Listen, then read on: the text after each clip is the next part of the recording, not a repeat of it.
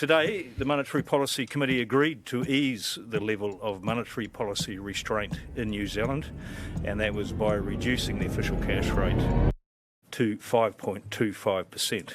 And with that, you could almost hear the collective sigh of relief reverberating around New Zealand.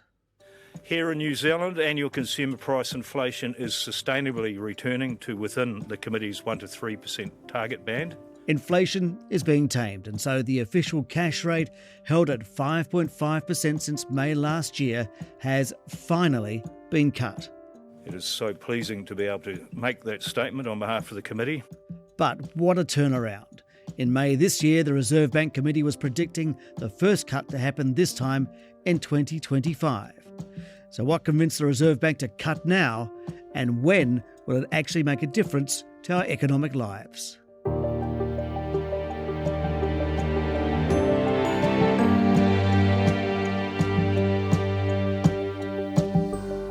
Welcome to NBR's Back in Business podcast. I'm your host, Simon Shepherd. Well, the economists have been fizzing. Will there, won't there be a cut to the OCR? And now we know the answer. 25 basis points gone, the OCR dam has been breached. Why? Well, later, Westpac's Kelly Eckhold, Kiwibank's Mary Jo Vergara and Zoe Was from Forsyth Bar will go through the decision line by line. Inflation's still above their target. There's still a bit of work to do. And after that, it's tough times for the hospo industry, but we meet two young Aucklanders who have bucked the trend and bought into a bar. What were they thinking? I mean, some days are harder than others. But first, let's track back to how we got to the OCR decision. The Reserve Bank moved to 5.5% early in 2023. It was part of that continuing shift up of interest rates in response to inflation. And we've remained there ever since. Brent Edwards is NBR's political editor. The Reserve Bank takes this, what it calls least regrets approach. Now, when it was cutting rates during the COVID-19 pandemic and, when the economy was looking pretty shaky, so it wanted to prop the economy up. The global economic disruption caused by the COVID-19 pandemic is expected to persist. The OCR is being held at 0.25%. It cut rates really low, and it obviously also printed money to really give the economy a boost. This is preferable to delivering a smaller amount of stimulus now, only to realise we have to do more later. And again, it said least regrets. It didn't want to regret not doing enough to save the economy. And now its least regrets is it doesn't want to regret not pushing interest rates high enough and keeping them high enough for long enough to get inflation back within the 1 to 3% band. Inflation is nobody's friend. It essentially waits now until all the evidence is there that it's achieved its aim before it then changes course. But of course, much of what it does has an impact 18 months out. Okay. Now, people have been agitating for a rate cut for a while, and the Reserve Bank has been, as you say, least regrets, holding it higher for longer. But the tone sort of changed last time around. What is leading to that tone change? Yeah, well, as you say, in May, in fact, the Monetary Policy Committee actually discussed raising rates again. That was on the table. Interest rate cuts are just not part of the discussion at the moment, and we're not expecting that to be the case for a wee while yet. They didn't, but then left a message that seemed to indicate rates would stay higher for longer. But then in July, the language did tone down. And I think the clear thing was, well, you could see inflation was coming down. The economy was slowing. So, Jared, what did you make of the tone of the statement? I thought it was more dovish today, which was good. So everything that the bank had done had that impact of, inducing basically a recession. So I think they were starting to see the evidence that what they were doing had worked. Economists, some of them have been agitating for earlier cuts to get the economy going, and those sort of calls have been becoming increasingly common and perhaps even a bit louder. Has the data changed even more, really, for that kind of conversation to happen? Well, I think some economists have just had a different view of the data. Again, they've seen it changing.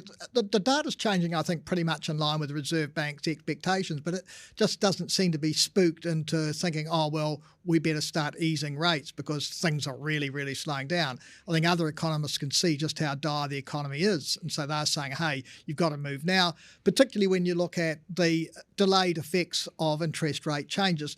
Now, it probably won't be so delayed because while most people are still on fixed interest rate mortgages, I think most people refixed at very short term, so 6 months, maybe a year. So when the bank does, the bank cutting rates, they will flow through to people's mortgage rates relatively quickly, but there'll still be a bit of a delay.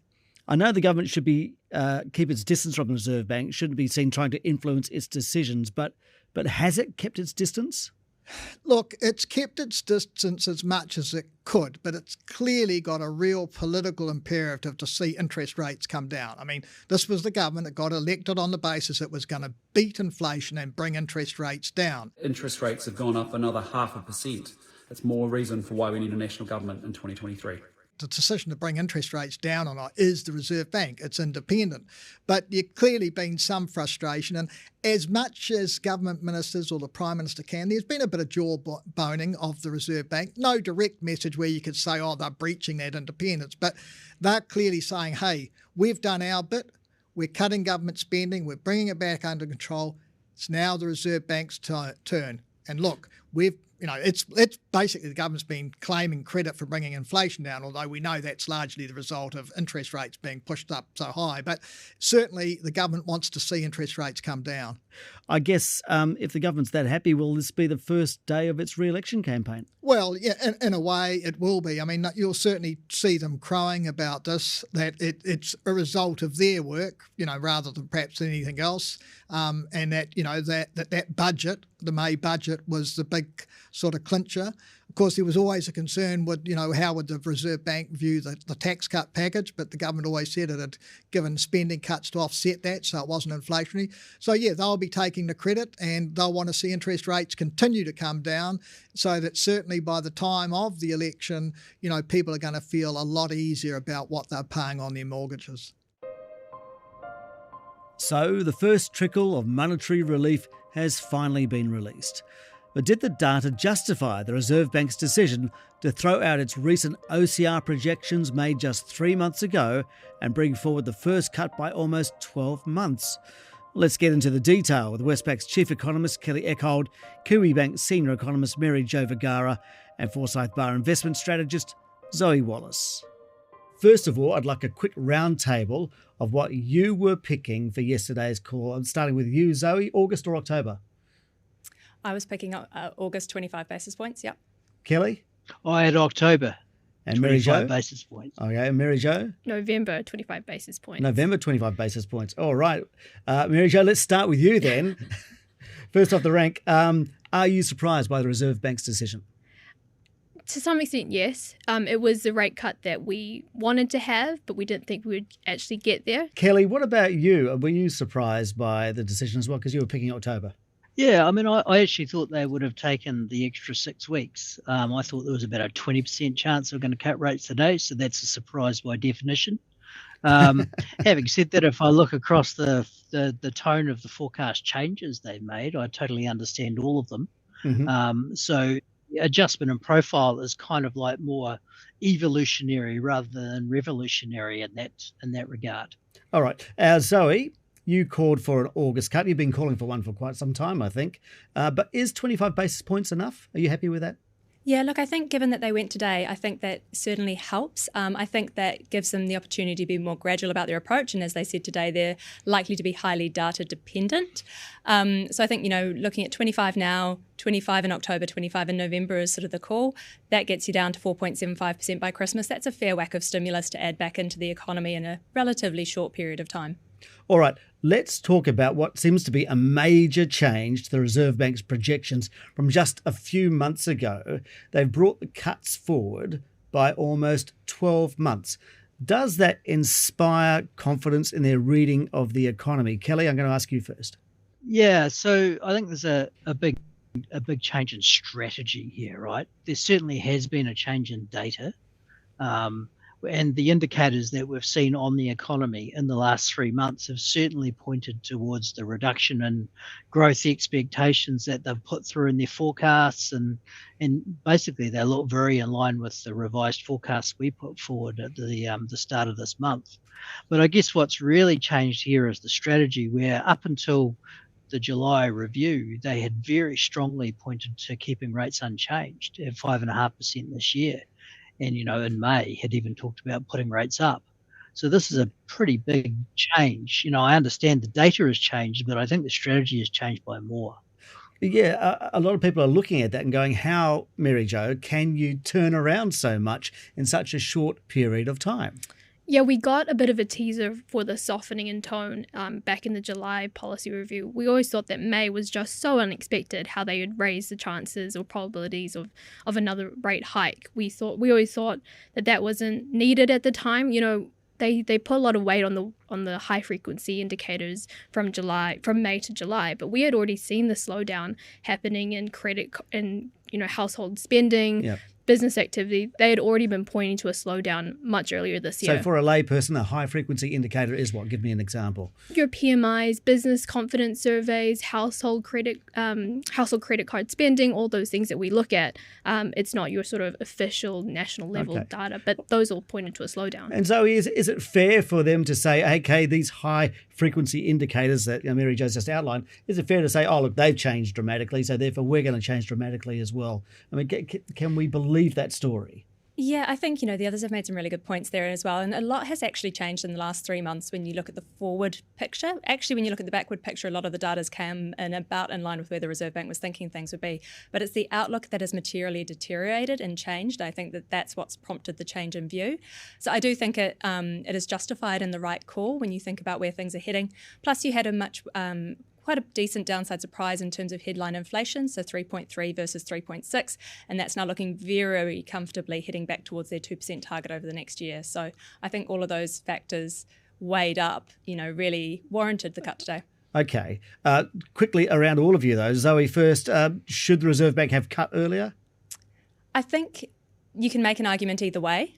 Given that they are very much an inflation targeting and inflation focused central bank, and you've had inflation well outside of your target band for a couple of years, and it's still not actually back at your target, I think probably about right, given the weakness in the economy, though, if you're looking at other factors. Hard to say. All right. So Kelly, what do you think? I don't think you would have said they should have cut earlier. I think they should have cut earlier, but I think that's because they should have raised rates more last year. Oh, okay. Because be more we've aggressive ended up we've had to endure basically a much longer period of higher inflation than was really necessary. If a bit more action had have followed on from May last year, then I think you would have found that the economy would have adjusted much faster, and we could have been well into our easing cycle now. So you're quite critical. I mean, you're saying they've prolonged the cycle, haven't they? Oh, that has been our view for a while. That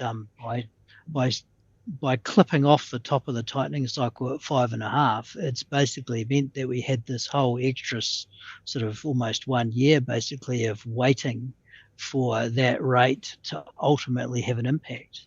Okay.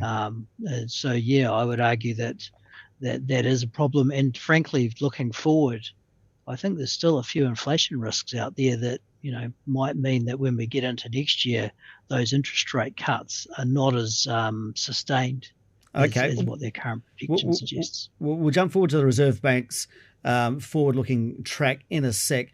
Zoe, markets have been calling for this. So, I mean, how do you think the financial markets will react now that we've actually got a cut? Yeah, I think financial markets feel pretty happy about the reaction. What you've seen is that actually a relatively moderate reaction, I would say, in terms of what local interest rates have done so far.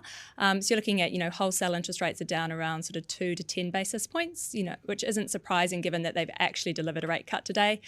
We saw a pretty positive response in the New Zealand equity market. So NZ shares are up around 1.5% at this point. And I think, a lot more positivity coming from sort of financial markets generally, that they've actually started the cutting cycle now. Okay, let's look forward then. Mary Jo, let's talk about the Reserve Bank's OCR track. What are they saying about the possibility of further cuts? Are they going to happen sooner or later? I think what they've said in their OCR track is that there's more to come, more easing to come. There's, markets are challenging. Maybe that there's a 50 basis point cut this year. We're not quite there, and I don't think the economy's in that place just yet. But I think today's move is just the first of more to come. We've always said that the timing of the first rate cut was always going to be a difficult one. What we're telling our clients and households is that the magnitude of cuts is really the main issue here.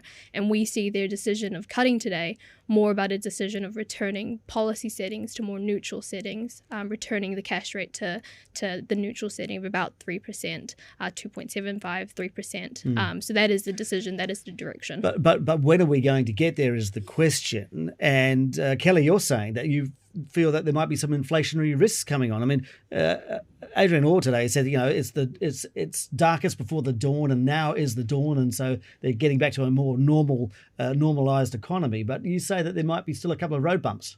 Well, I think the darkest before the dawn comment refers more to the economic growth cycle, where growth was very negative in the June quarter and probably is going to look better as we get through towards the end of this year and early next year once these interest rate cuts have started to have an impact. I think when we get into next year, though, one thing that worries me a bit is that they have an expectation that those very strong domestic inflation pressures that are still in the data are going to suddenly abate. Right. I'm talking here specifically about non-tradable inflation. So this is sticky domestic inflation. Is that what you're talking about? Yeah, that's right. Yeah. So they're basically saying we'll get one more big quarter of it in September. So we'll find that data out in October. And then after that, it's going to be happy days. Right. My concern is that those days may not necessarily be so happy. Not so happy. Okay. The data is showing that the economy is soggy. The Reserve Bank's expecting both residential and business investment to decline further. Zoe, what's it saying about us slipping back into recession? Yeah, so when you look at their updated GDP forecast, you've now got a technical recession happening over Q2 and Q3 and quite a nasty contraction in growth over Q2, so the current quarter that we've just been through, really. So look, that's quite a change from where they were back in May, and one of the factors I think that's, contributing to their lower inflation profile. It was always going to be the risk, I think, to Kelly's point around non-tradables, inflation has been persistent sticky. It's unfortunately in things that the Reserve Bank has very little control over, things like insurance, council rates bills, rents, which to some extent, you have a second round effect, but very much sort of not as interest rate sensitive perhaps as other sectors of the economy. And so, for them, it was always this factor of they were having to force the economy to be even weaker in order to get that inflation pressure down. I think it now looks like they've done that based on those growth forecasts and what we expect to see over the rest of this year. Hopefully that's enough to get the job done to keep inflation at least below 3% and closer to 2%. So the bottom line for households, though, this is where, a lot of people are going to feel it. So most households seem to have finally moved on to higher rates. Is that right, Mary Jo, in your experience? Yeah, they've moved on to those higher rates, yeah. Okay, so how long will it be then until those lower rates give some relief? I think this time around it could be relatively quick, because when we're looking at the mortgage book, I think something around 70% are on fixed rates of less than a year. So they're due to roll off relatively soon. So this pass-through of rate cuts could hit households quite quickly. That is what you usually see. They've positioned themselves for these rate cuts, and that is what we're seeing with the mortgage book. But I wonder, Kelly, what does that mean for the housing market? Are we going to go back to lighting a fire under it because we all believe we're going to get cheap interest rates again? Well, the housing market has been very dead in the last 3 to 6 months, right? So saying that you light a fire under it is possibly a bit heroic right now, but I certainly do think that this change in Reserve Bank strategy is going to have an impact, a positive impact on the housing market. You will also have to remember that those investors are now getting those improved tax arrangements that were announced in the budget. So as we go through the second half of this year, I think we will see a better housing market than we had seen in the first half of the year. The Reserve Bank will be hoping that that's not too good a housing market. He actually made a point in his press conference that, come on, guys, think back 2 years. Just don't be stupid. Don't do that again. It's obviously a worry. Yeah, that's right. We're New Zealanders, when interest rates go down, house prices usually go up. So we're going to go back to that. Let's buy and invest in non-productive assets situation, are we, Kelly? Well, I think that the relative rate of return expectations will adjust with the change in interest rates.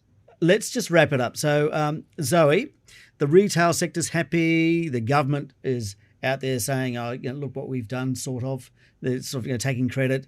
Some banks have already reduced rates on the back of Wednesday's decision. Should, in your view, and I'll ask you all, should we be popping the champers or having a nice cup of tea? For now, I think a nice cup of tea is warranted. We've still got an official cash rate at 5.25%. That's still pretty restrictive when you think not too hot, not too cold rates, probably closer to 3. So we're still contracting our economy with interest rates at this level. So I'd say it's a step in the right direction, but we might keep the champagne on ice just for now. Mary Jo, what would be your beverage of choice for this? Yeah, I think still a champagne. Take it out of the storage, but put it on ice. I think this is the movement from the storage to the ice. Just don't pop it yet. No? Just don't pop it yet. I think there's still a lot to be done. Inflation's still above their target. There's still a bit of work to do. And Kelly, your beverage of choice for this decision? Oh, I think a nice cold glass of water is still appropriate at this stage. It might be room for a beer once we get into summer, and if it has turned out that some of those core inflation pressures are really coming off as hoped. So there you have it. The first cut is here. More predicted as long as inflation behaves. Good news for struggling sectors like retail and hospitality, which have been hit with the double whammy of COVID and high interest rates. The last 4 years have been particularly challenging for the hospitality industry. That's Rachel Bedouard from the Restaurant Association commenting on recent high-profile closures. And an industry report by Hospitality NZ also found 31% of businesses are expecting it to get worse before it gets better. But we thought on this big day for the OCR, why end on a down note? There's always an optimist out there somewhere in the gloom, and we found 2 of them. I was just scrolling through Facebook Marketplace of all things, and we saw bar for lease or pub for lease, Vulcan Lane. And because I had been a regular at the Occidental, it automatically sort of piqued my interest. That's Michael Haid. He and his wife Valerie have bought the lease on the historic Queen's Ferry pub, which had been closed for months. This is Auckland's oldest pub, isn't it? Auckland's oldest pub. This is a piece of Auckland's history. Yes. And you guys are, Michael, you're 32, and Valerie, you're 24, and you have bought the lease for it. Yeah. Correct. And you've poured all your savings into this, haven't you? Yes. Why? Some of our savings. Well, some of your savings. Some of our savings. Yes. Well, both of us are very fortunate in a sense that both of us are working really, really great job. We've been very financially conservative, I would say, in the last couple of years. We're putting probably close to about 80% of our income straight into savings and other investments as well. And we think to ourselves, it's all good and well that we're investing these savings, but if we want to truly achieve financial freedom, this is not going to be enough, because we will still be having to work until we're 50s to 60s for us to get to the position where we want to be. So we think to ourselves, it's owning a business is just the only option if we truly want to achieve financial freedom in the next 10 years. And we didn't see owning a house as good value for money. That's what every other Kiwi does, right? Yeah. But not you. No. But I've got to ask you, owning a bar as a path to financial freedom, have you thought that through? Yeah. Yes. Okay. It's probably for Michael, because for me, I don't have any background in hospitality, right? So it's actually a little bit harder for him to convince me to jump into this. I told him that, I have really, really great job. I'm very fortunate that I got paid really great, and I just don't see why I have to do this. I have to work 2 jobs. But we're kind of having a thing to ourselves. We mapped out every single possibilities from kind of like, if we're in our quietest time, will we still break even? What is our break even point when it comes to sales every hour, down to about where we want to be, and what if we do really, really great in the first couple of years. And we did all of that financial modeling before we kind of actually decided, okay, I think we can do this. Let's jump straight into But this. I've got to ask though, have you not been watching the news? All those reports about restaurants and bars closing, tough times? Sure. So we do see all the stories, and part of the way that I managed to convince Valerie to take this on is on our way to the office, I would drop her off to the office in the morning. Coming back, I'd always walk her by Vulcan Lane. And every single day that we walked by, we saw both the Occidental and Vultures laying next to it, and they were absolutely packed out. Times are tough. Interest rates are high. Everybody's complaining about them for a long time. Tell me why interest rates are not your problem. Well, for us, we have zero loans starting this business. Zero loans? Zero loans. We have zero personal loans and we have zero business loans. You guys must have been living on bread and water. Not quite. I think we enjoy ourselves. Yeah, we still enjoy going out to Yeah. fine dining restaurants and things, but we're just very mindful of the way that we spend our money. I wouldn't say we're frugal. We're just mindful spenders, I'd say. And so that position has let you, or enabled you, to buy into a bar. Exactly. That wouldn't have been possible if we hadn't spent years beforehand getting ourselves into that position. Interest rates may not be your problem, but they are everybody else's problem. I mean, surely your clients come in and complain about it. And also interest rates are cutting back the amount of disposable income, the very income that your business depends on. Sure. Isn't that right? I mean, how has business been going since you've been in business, which has only been about 2 months, right? Yeah. So I would say, I mean, some days are harder than others, and some days, especially during the mornings and, early afternoons, it's can be frustrating and slow, during certain periods of time. But I think we were blessed by the fact that the pub already has a long history, so there's already sort of like an established clientele that visit it anyway. Great location. So we are feeling comfortable about how business is going so far. Yeah. And of course, we needed to make sacrifices and we needed to put a lot of work. Well, you got to work 2 jobs, right? Yeah. Exactly. And, I still remember before we even signed the lease, a lot of people came to us and said, do you guys understand that every hospitality business would lose money in the first year of trading? And we think to ourselves, how can this be possible? But I think 2 months into it, we're very happy to say that we're not even losing money. We're actually generating profit already. You're generating profit after 2 months. Yeah. Correct.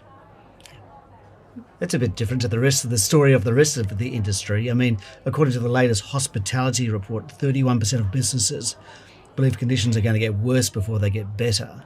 So that's the environment you're operating in. Okay. When you look at interest rates and the environment you guys are trading in, wouldn't it be nice to see the Reserve Bank cut?